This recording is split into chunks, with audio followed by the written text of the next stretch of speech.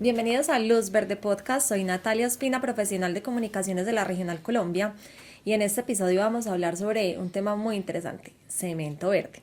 Para eso nos acompaña Diego Muñoz, director de optimización de procesos en nuestra planta Río Claro. Diego, bienvenido. Buenas Natalia, ¿cómo estás? Gracias por el espacio, muy amable. Diego, la pregunta obligada, y es una duda que creo que nos ha surgido a todos en el proceso, es: ¿cemento verde es de color verde? Sí, nuestro material, puzolana artificial o arcilla calcinada, es producido en un contexto de ahorro energético, ¿cierto? De ahorro hidráulico, de ahorro en toda su composición de fabricación.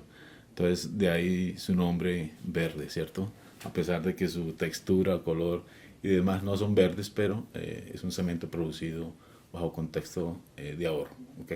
Listo, o sea que el concepto verde es más por este lado de la sostenibilidad, de que es un cemento más amigable con el medio ambiente, Es, más que por el color, que es una duda pues que les pueden surgir a muchas personas. sí, digamos, el consumo de recurso energético tiene un ahorro importante, ¿cierto? 40%, por ejemplo, en ahorro energético en kilovatios por tonelada producida. El ahorro en consumo calórico es también un ahorro importante, alrededor del 30%. Entonces, esta configuración en términos de unidades de proceso productivo son menores. Es decir, hay procesos unitarios que no poseen esta línea de producción, que a su vez participan de esos ahorros, ¿cierto? Por ejemplo, las moliendas de crudo que existen en una producción de cemento tradicional, en este caso no aplica, no tenemos un proceso de molienda de arcilla. Entonces, esto involucra unos ahorros importantes en términos de OPEs, de CAPES y de consumos de energía, ¿cierto? De involucrar procesos de mantenimiento y demás, ¿cierto? Entonces, es una línea productiva con menores consumos de recursos. Bueno, ¿y cómo es ese proceso, ese paso a paso para nosotros llegar y decir, obtenemos cemento verde? Sí, entonces la arcilla es de alguna forma el componente hidráulico que está reemplazando al clinker.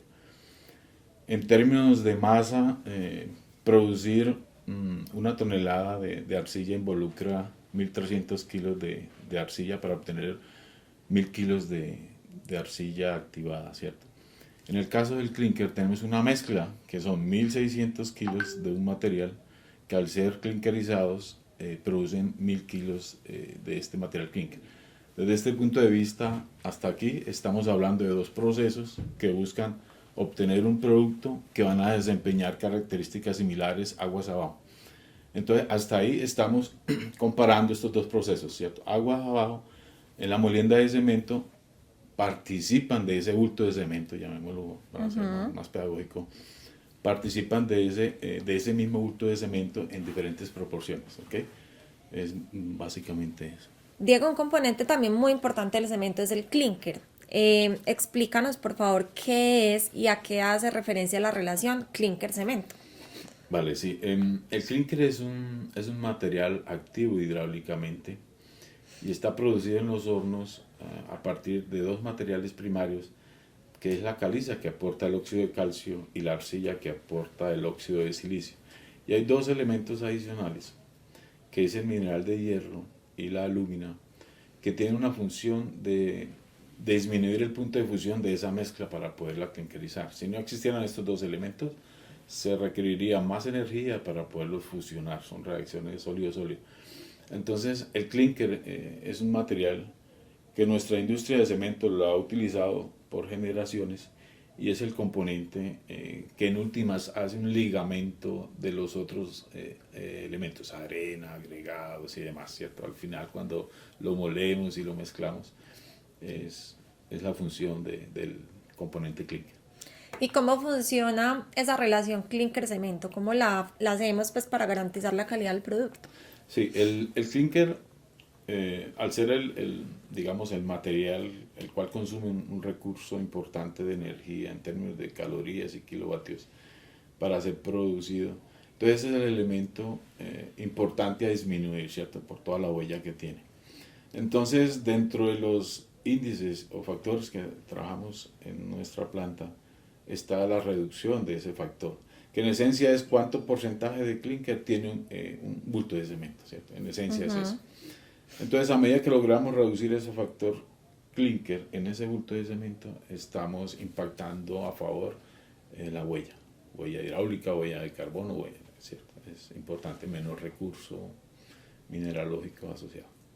Diego, entre las bondades del cemento verde mencionabas el ahorro en el consumo de energía. ¿Podemos enfatizar un poquito más en este tema? Sí, está tasado alrededor del 40% menos de consumo de energía. Como les dialogaba anteriormente, al existir menor número de procesos unitarios, es decir, si no existe una molienda de esa arcilla, entonces no existe un consumo de energía en un proceso anterior a la calcinación. Entonces eso genera un ahorro. Y el otro importante es, en términos de masa, la arcilla cruda hay que involucrar al proceso un mayor volumen en masa para producir una tonelada de puzolana artificial o de arcilla calcinada, ¿cierto? Comparado con el elemento clinker. Entonces, ese menor volumen requiere obviamente menores transportes, involucramos menos consumo de energía en esos transportes de masa, en esa traducción, en esa conversión. Entonces, el ahorro energético es importante, muy importante. Y obviamente obtener 1 kilovatio, ustedes también conocen que tiene un impacto de huella, ¿cierto? Entonces, digamos que esta línea de innovación de nuestra compañía tiene importantes aportes en todas las aristas del proceso. ¿Vale? Es ganador. ¿Okay? Listo, ¿y por qué empezamos a producir este tipo de cemento en la planta Río Claro?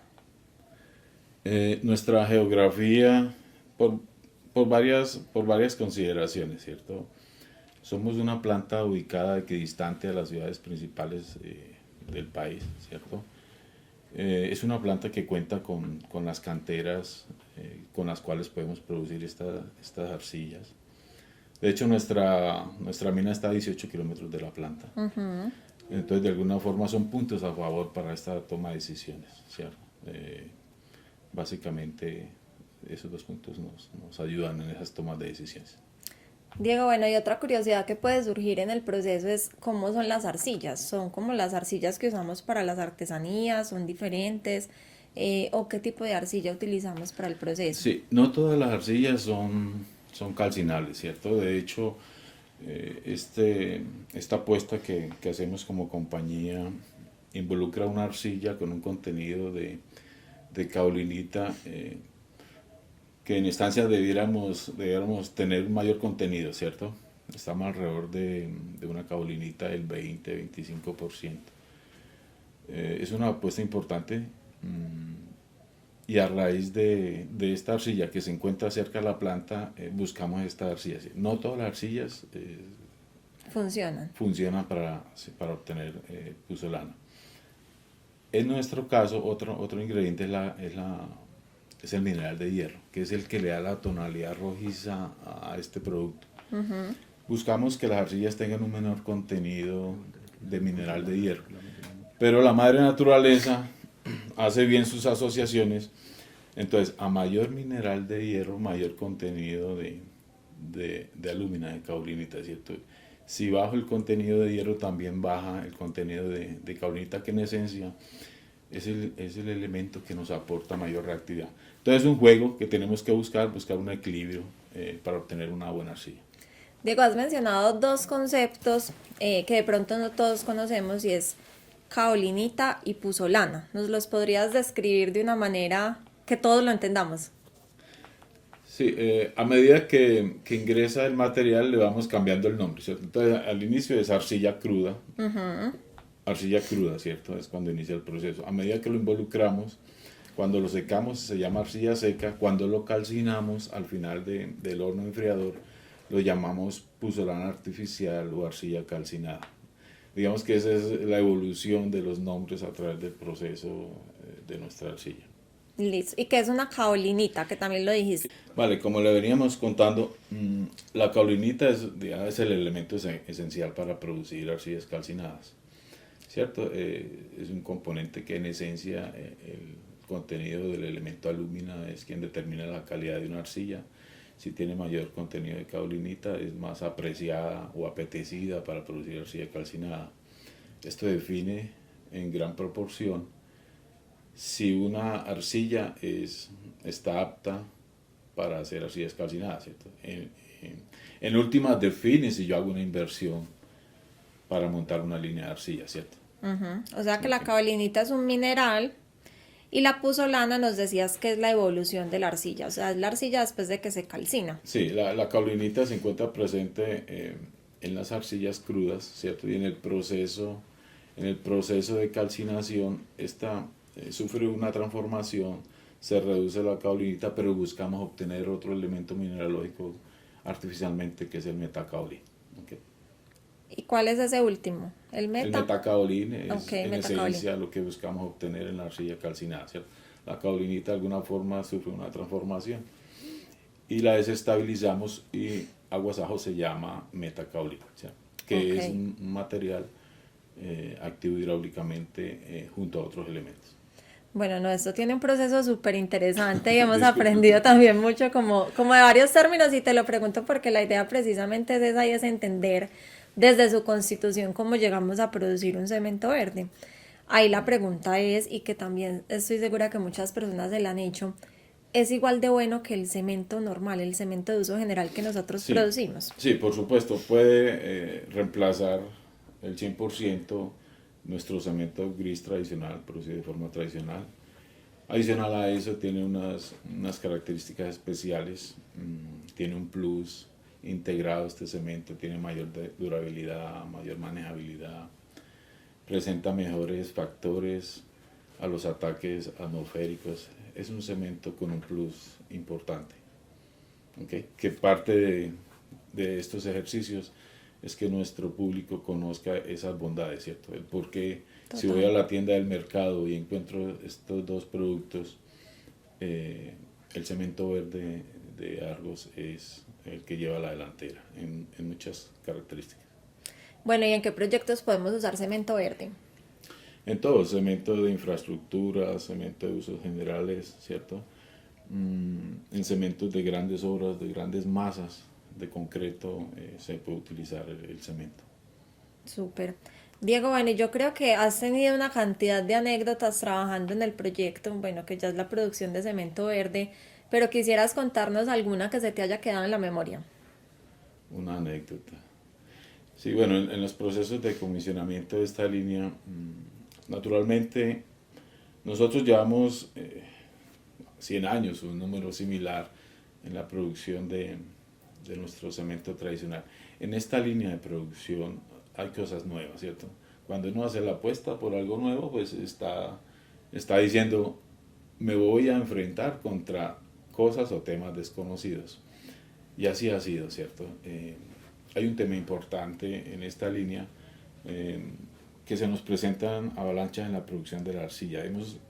Ya tenemos un buen control sobre estas avalanchas, pero fue un reto importante porque buscábamos, digamos, reducir esa problemática al final del proceso, y en su momento entendimos, esto hay que atacarlo desde el inicio, donde se origina el fenómeno de la avalancha. Entonces ha sido un aprendizaje importante durante estos 4 años de trabajo, en el cual estamos muy orgullosos de toda esta toma de decisiones al respecto y de compartir entre nuestra compañía todos estos aprendizajes, ¿cierto? Que van a redundar en más proyectos a través de esto, que es sostenible y es el futuro. Pues la juventud necesita conocer esto para entender que cuando vaya a la tienda es este el producto que necesitamos llevar al uso. Bueno, y para terminar, hablas de que este es el futuro. ¿A qué te refieres? ¿El futuro de la construcción sería entonces el cemento verde? Sí, para todos es conocido que la industria del cemento o el consumo del cemento a nivel mundial le corresponde un porcentaje, alrededor del 3-5% del tema de las emisiones. Y tenemos esa corresponsabilidad de disminuir ese tema de los kilogramos de CO2 por tonelada de producto cementante a la atmósfera. Entonces tenemos esa responsabilidad.